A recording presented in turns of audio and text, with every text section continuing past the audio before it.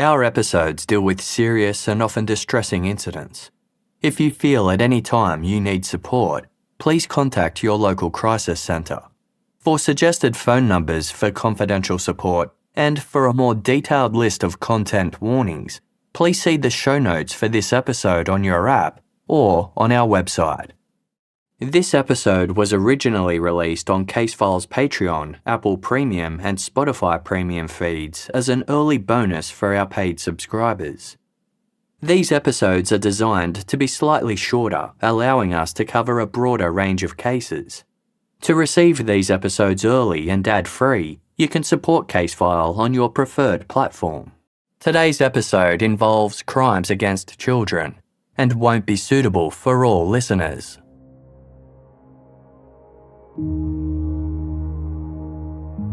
On Wednesday, November 2, 2011, a group of anti-terrorism police officers from the Russian region of Nizhny Novgorod approached an apartment.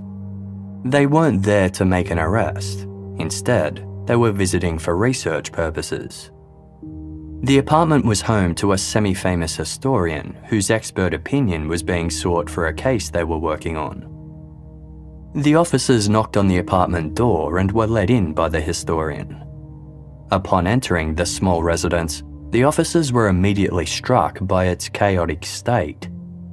Every single surface, including the floor, was cluttered with enormous stacks of books, files, and papers. Bags filled with what appeared to be women's and girls' clothing were strewn about. There were so many belongings scattered everywhere that officers struggled to move through the rooms without knocking things over. As they looked around at the mess, their eyes began to adjust and they could make out specific items. Dotted throughout the apartment were a number of dolls.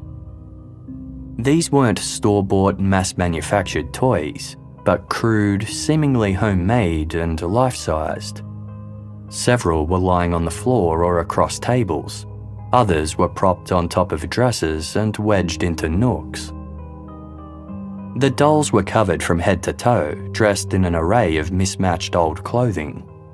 One wore thick stockings, a skirt, and a bright pink ski jacket. Another was in what appeared to be a red tutu. A third doll wore a purple dress, stockings, and a bonnet, and had been positioned on a chair with its legs crossed.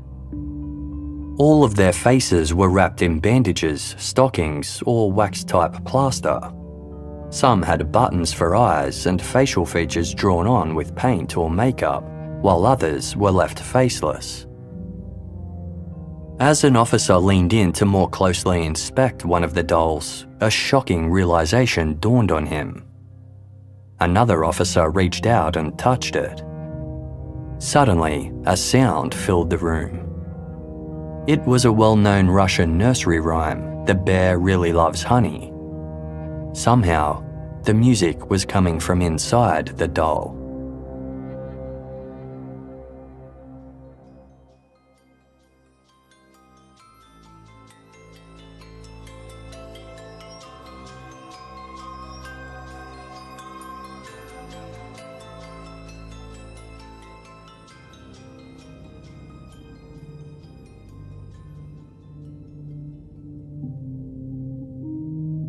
In 1992, at the age of 20, Olga Chardymova was expecting her first child.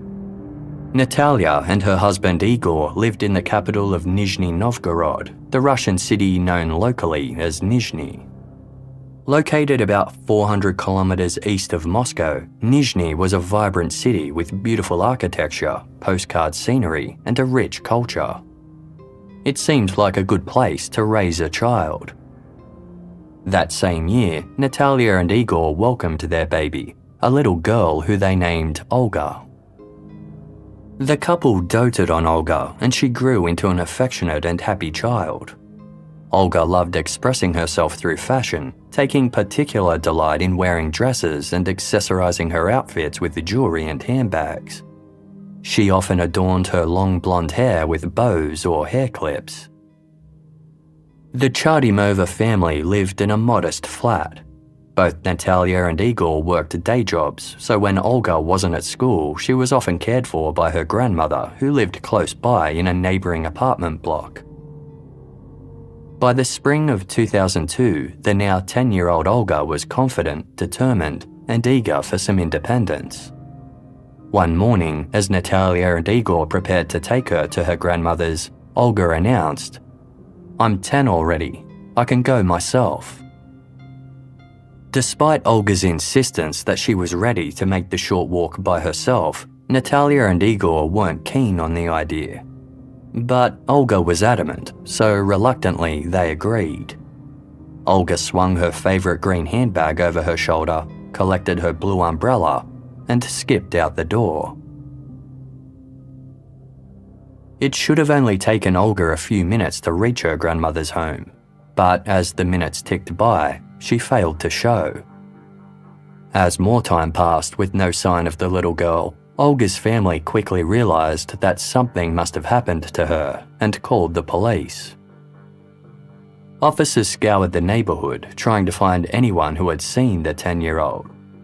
They came across a local man who had a drug problem and took him in for questioning. It wasn't long before he began to talk. The man had been loitering in the foyer of Olga's family's apartment block when he spotted the 10-year-old coming down the stairs. He moved in front of Olga, intentionally blocking her path so she couldn't exit the building. He then forced her upstairs to the top floor and demanded she hand over her earrings. He planned to sell them to a local pawn shop for some quick cash. The man told the officers that Olga had tried to run away. He didn't want her to report him, so before she could escape, he grabbed a metal bar, raised it high, and brought it down hard on her head. Despite his confession, the man couldn't or wouldn't tell the police what he had done with Olga's body. Officers interrogated him endlessly and searched the apartment block and its surrounds to no avail. Olga's parents were consumed by grief and guilt, and without Olga's body, they were unable to lay her to rest. 5 months went by with no further developments. Then, one day in autumn, a grisly discovery was made in the attic of the apartment block where Olga had lived. Human remains were found wedged between some pipes there. The size and structure indicated they belonged to a prepubescent girl. One side of the skull was fractured, consistent with being beaten over the head with a blunt object. Beside the remains were a green handbag and a blue umbrella. On Wednesday, October 2, 2002, Natalia and Igor buried their daughter in the Krasnaya Etna Cemetery in Nizhny's Leninsky district. They placed a temporary marker on top of her grave until the ground beneath settled and they could afford a proper headstone. Natalia and Igor visited Olga's gravesite regularly and maintained it lovingly. They laid a fresh wreath of flowers when the old one began to wilt. After about 7 months, Natalia and Igor added a small metal fence around the border of the grave and painted it themselves. On Thursday, May 8, 2003, the couple went to the site to finish painting the fence. As they approached Olga's grave, both were struck with an odd feeling that something wasn't right. They soon realised why. Someone had moved the wreath on Olga's grave. This interference left Natalia and Igor upset. After their next few visits proceeded with no further issues, Natalia and Igor put the incident out of their mind. But then one day at the end of the month, they discovered something even more troubling. Someone had left a handwritten note on top of Olga's grave. It was directed at Olga, addressing her as Little Lady. The author had not left their name, instead signing off with the letters DA, meaning kind angel. Natalia and Igor were appalled. By June 2003, Natalia and Igor had finally saved enough money to buy a proper headstone. When they visited their daughter a week after it was installed, they saw something stuck to the new headstone. It was another note. This one was addressed to them. It read, "If you don't erect a great monument which she deserves, we will dig her body out." Unable to afford this demand, Natalia and Igor had no choice but to ignore it. The next time they visited Olga's grave, the headstone had been smashed to pieces. Natalia and Igor reported the notes and the vandalized headstone to the police. The officers were sympathetic, but said there was nothing they could do. Such vandalism was a common occurrence. In fact, every week in cemeteries all across the city, at least a few graves were reported as being damaged. Vandals broke headstones, stole toys and flowers, and scribbled graffiti. There had even been several reports of grave sites where the bones of those buried had been dug up and left scattered around. Nizhny police occasionally patrolled the cemeteries as part of their wider city rounds, but they hadn't ever caught anyone in the act. Natalia and Igor replaced the destroyed headstone with a small metal cross. It was soon bent out of shape. A few months later, in early September, Natalia and Igor discovered another note on Olga's grave. It wished Olga well for the new school year. Once again, the author had signed off as "Kind Angel." The end of the school year saw another note appear, which read, "Little lady, we congratulate you on finishing the 6th grade. Keep growing as a kind, smart, pretty girl. We are very proud of you." Years passed and the notes continued. They were left in recognition of public holidays and other special occasions. On every New Year's Day, Natalia and Igor found stuffed toys and other decorations adorning their daughter's grave. Each time they visited the cemetery, they were fearful of what they would find. The notes were all written as though Olga was still alive, and the harassment made it impossible for Natalia and Igor to process their grief. Over time, it put such a strain on their marriage that the two separated. Natalia moved in with her mother, while Igor remained in their apartment. He couldn't bear to leave the place that carried so many memories of Olga. In early September 2009, a homeless man was walking through a cemetery about 200 kilometers southwest of Nizhny when he encountered another man desecrating the grave of a little girl. In order to stop the vandal, he grabbed a nearby shovel and hit him across one of his hands. The vandal quickly fled. A few days later, on Saturday, September 12, at a cemetery in a neighbouring village, it was discovered that another young girl's grave had been disturbed. Her family had heard about the previous desecration and believed the same person must be responsible. They decided to go searching for the culprit and found a local man aged in his 50s with a hand injury. His name was Mikhail Sharov, and he was promptly arrested by the police. Upon digging into Sharov's background, the police discovered that about 4 months earlier, he had been caught trying to exhume the bodies of young soldiers. An intoxicated Sharov, who was ex-military, had been screaming that he should be the one in the ground, not them.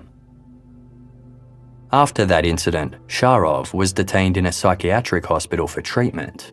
He had only recently been released. Mikhail Sharov was found responsible for desecrating the graves of the 2 young girls.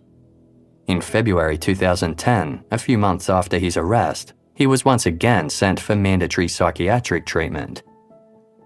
Given his pattern of behaviour, police wondered whether Sharov might be behind more than just these 2 crimes. Over the last few years, there had been a troubling uptick in cemetery disturbances throughout the region, mostly involving the grave sites of young girls. Natalia and Olga Chardymova had not been alone in their torment. Dozens of other families had found similar notes on their daughters' graves. After Sharov's arrest, police compared his handwriting to these notes. It closely matched them all. Mikhail Sharov's capture and detention didn't garner much attention. The matter was of no interest to most news outlets and was overshadowed by another event that had occurred only a week or so earlier. On the evening of Monday, January 24, 2011, Moscow's Domodedovo International Airport was abuzz. Hundreds of people were greeted by loved ones as they passed through the airport arrivals hall. Then suddenly, at about 6:30 p.m, a man's voice cried out, "I'll kill you all," before an immense explosion ripped through the crowd. 37 people were killed and nearly 100 people were injured. Hours after the blast, reports came in that amongst the wreckage, police had found the head of a 30-something man of Middle Eastern appearance. Authorities announced that the man had set off a device packed with 7 kilograms of explosives. It was believed that the perpetrator belonged to a group of militant Islamists from Russia's North Caucasus region who'd orchestrated the airport attack. Only days after the bombing, several graves belonging to Muslim women were vandalized in cemeteries across Nizhny. Authorities were quick to assume that this was retaliation for the terrorist attack, but they noted that the nature of the vandalism was very specific. All of the targeted graves featured images of the deceased women, whether in photographs left at the site or chiseled into the headstone. Somebody had covered the faces with newspapers and then painted over them with green paint. Black paint was smeared over their names on the graves' epitaphs. Over the next few months, more of these graves were damaged in the same way in nearly every cemetery in Nizhny. Law enforcement soon developed a different theory as to who was behind the vandalism. According to Muslim burial principles, it is forbidden to include the name or image of the deceased person on their gravestone. Perhaps some Islamic fundamentalists were attempting to strictly enforce the rules of their faith. Whoever was responsible, the escalating attacks were believed to pose a national security concern. A special task force from the Nizhny region's anti-terrorism unit was established to bring the situation under control. Every night, teams of officers were dispatched to patrol the city's cemeteries. Despite working the case for months, the task force couldn't make any headway. By the time more than 150 Muslim graves had been targeted, they decided it was time to consult a specialist.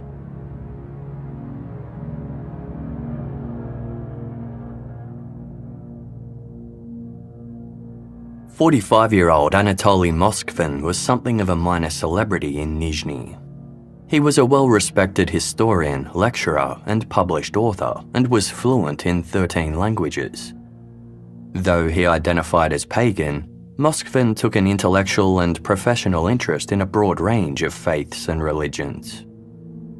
This underpinned Moskvin's true passion, which was the study of cemeteries and burial practices. He'd studied more than 750 cemeteries across Russia, compiling an extensive index of around 10,000 graves. Over the years, he had assisted many families in searching for their ancestors. The task force believed that if anyone could provide insight into the Muslim grave desecrations, Anatoly Moskvin could. Moskvin lived in an apartment on Lenin Avenue in Nizhny's Leninsky district. On Wednesday, November 2, 2011, officers from the anti-terrorism task force knocked on the door and were greeted by Moskvin, who invited them inside. Moskvin shared the apartment with his elderly parents, but it was difficult to see how 3 people could live in such a place. Every single surface, including the floor, was cluttered with books, files, papers, and bags of what appeared to be women's and girls' clothing. Amongst the mess was a number of crude and apparently homemade life-sized dolls. Dressed in mismatched clothing with either blank or makeup-covered masks, they were spotted on the floor, sprawled across tables, propped on top of dressers, and squeezed into corners. One officer leaned in for a closer inspection and realised he wasn't looking at a doll at all. It was a mummified human corpse. When another officer touched the body, the sound of a well-known children's nursery rhyme somehow began to emanate from it. The officers were nervous to handle the human dolls. Just as the first had emanated music, others would somehow speak to them upon being touched. One corpse cried out the word mum, while another emitted animal growling sounds. An examination of the corpses revealed music boxes in their chest cavities. In fact, something had been placed in the chest cavity of nearly every corpse. Some contained random household items such as soap or a pair of tights. One had a stuffed toy heart. Another held a real, dried human heart. A piece of gravestone was discovered in one human doll, which gave investigators the deceased girl's name. Another contained a hospital tag with the victim's cause of death and the date she died. In total, officers discovered 26 human dolls in Anatoly Moskvin's apartment and garage. Anatoly Moskvin was arrested and taken away for questioning. To investigators' surprise, he was more than willing to talk. Moskvin started by telling the officers about his first experience with the dead. When he was 12 years old, Moskvin was participating in a waste paper collection exercise organised by his school. He and some other students were picking up papers along a street when they passed by a funeral home.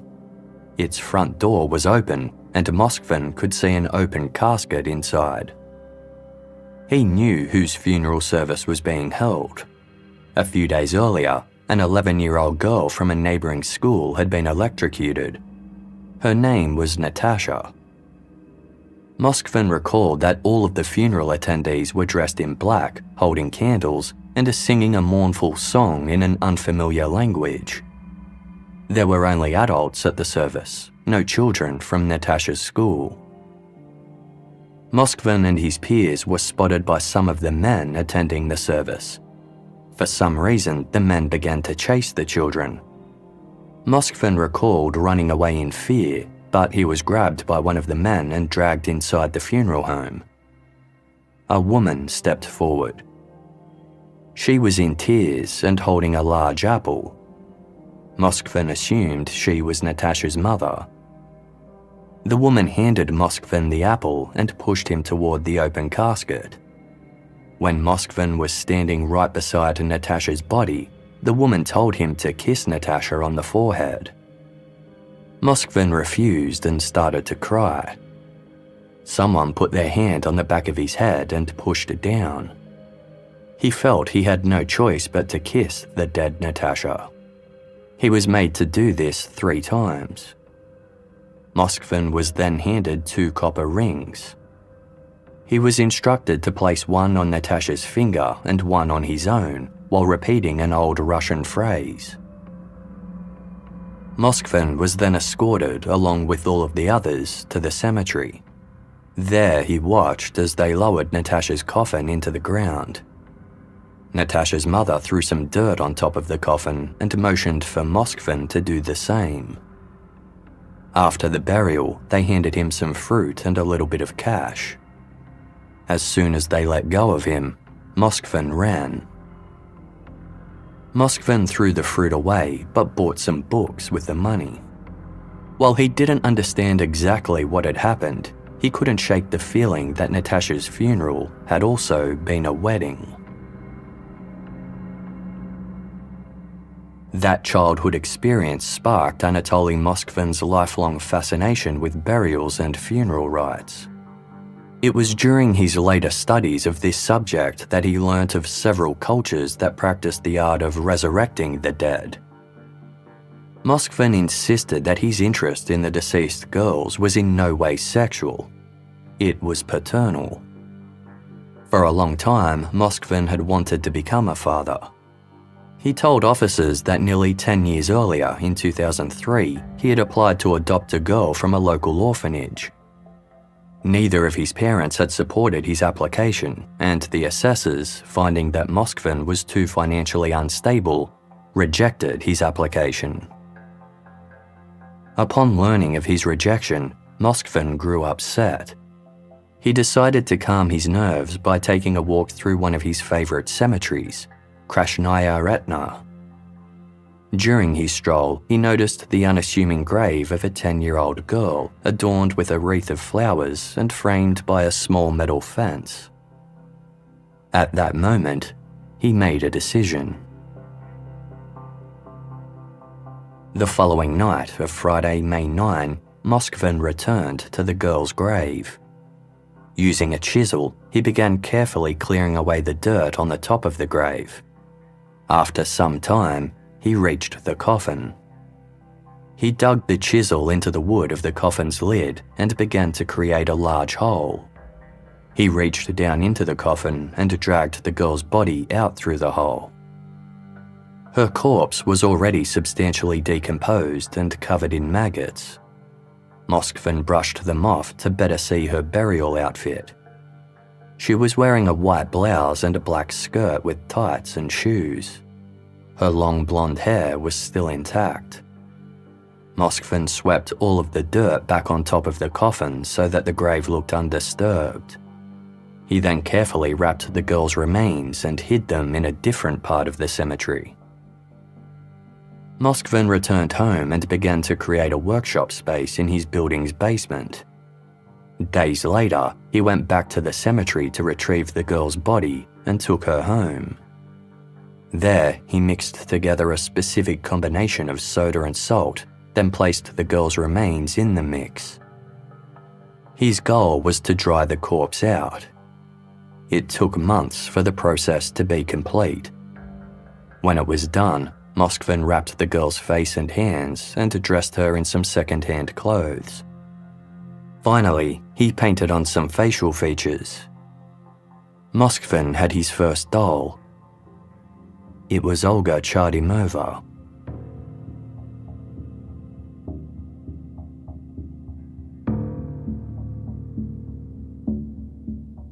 From that moment on, Anatoly Moskvin was determined to make more dolls. He watched the local news closely and scoured the internet, searching for reports of young girls who had been killed or died in accidents. When he came across a potential candidate, he noted the date she was due to be buried and in which cemetery. At night, he would visit her grave, often sleeping on top of the fresh dirt for hours. He said that if he felt good intentions emanating from the child's spirit, he would dig her up and mummify her. Many of the girls were orphans. Moskvin journaled extensively about each of his cemetery visits and the subsequent mummification process. In the intervening periods, he would exhume women's graves to steal clothes from the corpses. He took the garments home and washed them so he could dress each new doll in a special outfit. Moskvin told police officers that he considered all of his dolls to be his daughters. He read to them, sang to them, and set them all up in the living area so they could watch cartoons together. Moskvin said that he and his dolls had their own language and celebrated their own holidays.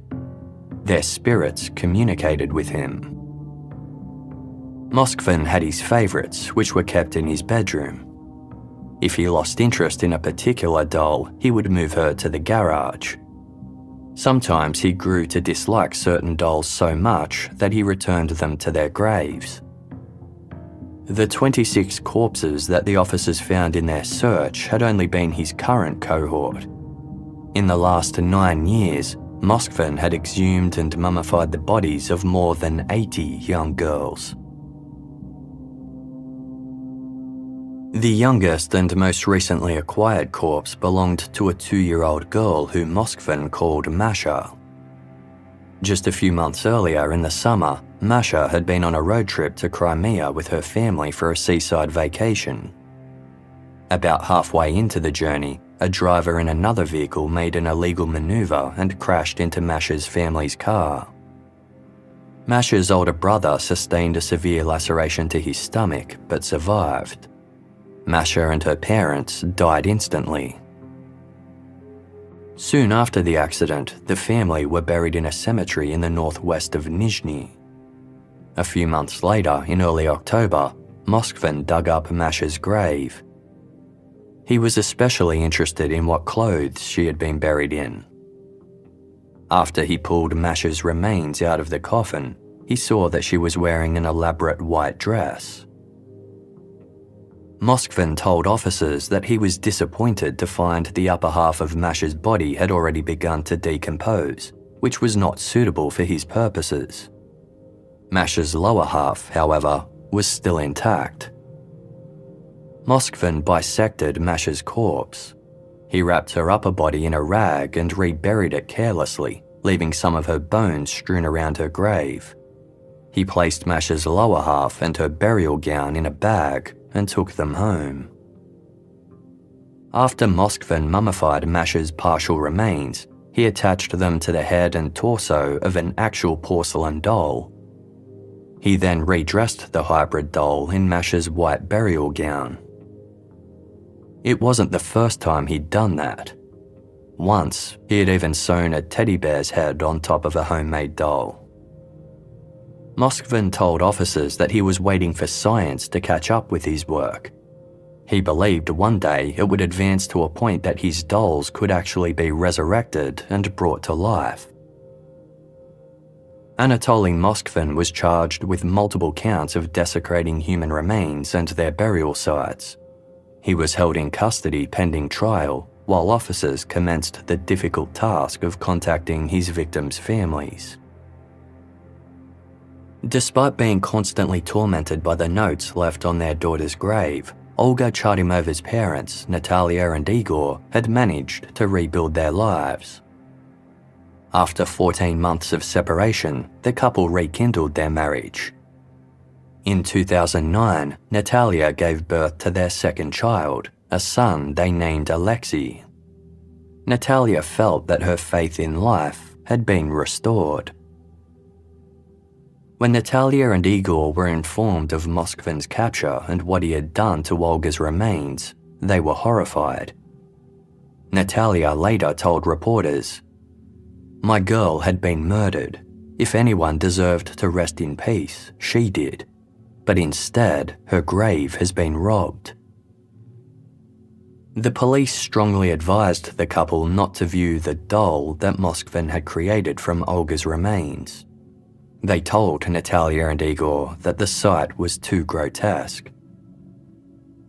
To ensure the investigation was as thorough as possible, police obtained Natalia and Igor's permission to exhume Olga's grave. On Friday, October 5, 2012, 11 months after Moskvin's arrest, Natalia and Igor watched as Olga's coffin was raised from the ground. There was a large hole in the lid at the head of the coffin, exactly as Moskvin had described. Inside, the coffin was empty. Overcome with shock and grief, Natalia nearly collapsed. Moskvin had exhumed Olga's remains the night after Natalia and Igor noticed that a wreath they'd left had been moved. Every time they visited Olga's grave thereafter, her coffin had been empty. Natalia told reporters, "I still find it hard to grasp the scale of his sickening work, but for 9 years he was living with my mummified daughter in his bedroom. I had her for 10 years. He had her for 9.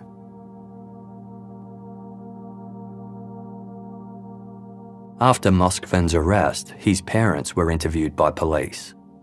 They said that they'd never noticed a foul smell inside the apartment and had no idea that the dolls were actually human bodies. They'd just thought their son had a strange but harmless hobby.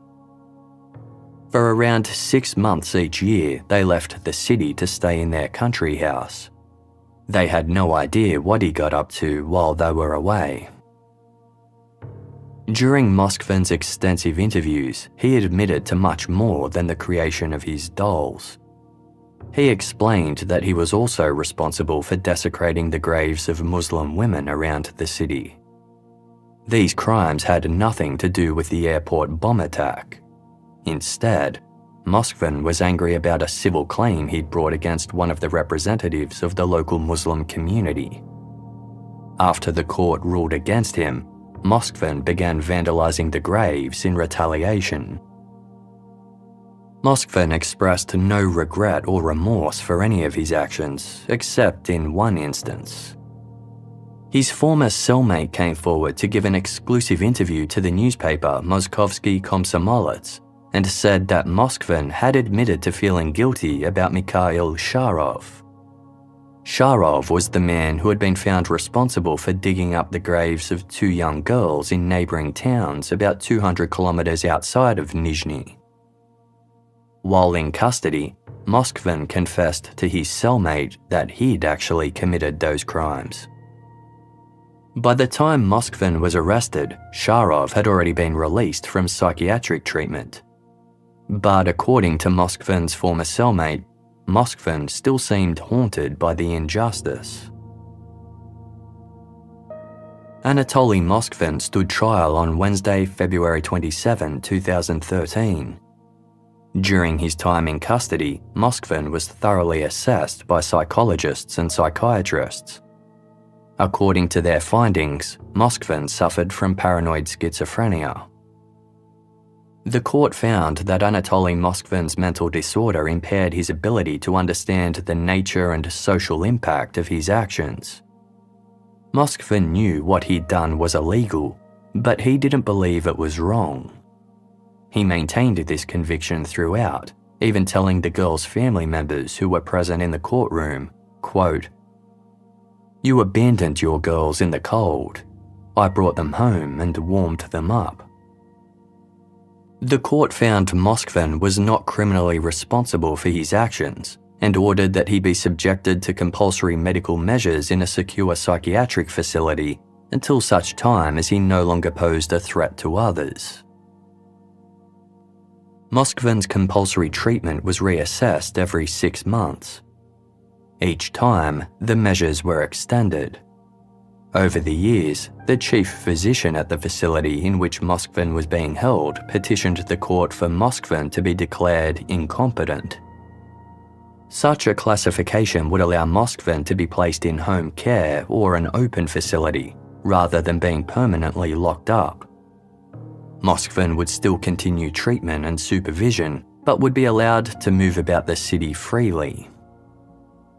On Tuesday, August 2, 2022, after nearly 10 years in secure custody, the district court approved the petition and Moskvin was reclassified.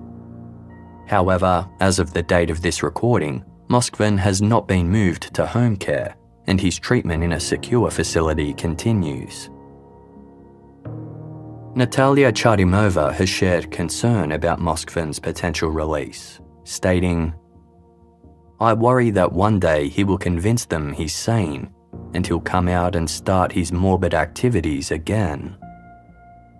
This concern is heightened by a remark Moskvin made to police as they removed the corpses from his home. Quote, "Don't bury them too deep, because the moment I get out, I'm going to come back for them." All that Natalia and Igor want is for their daughter to finally rest in peace.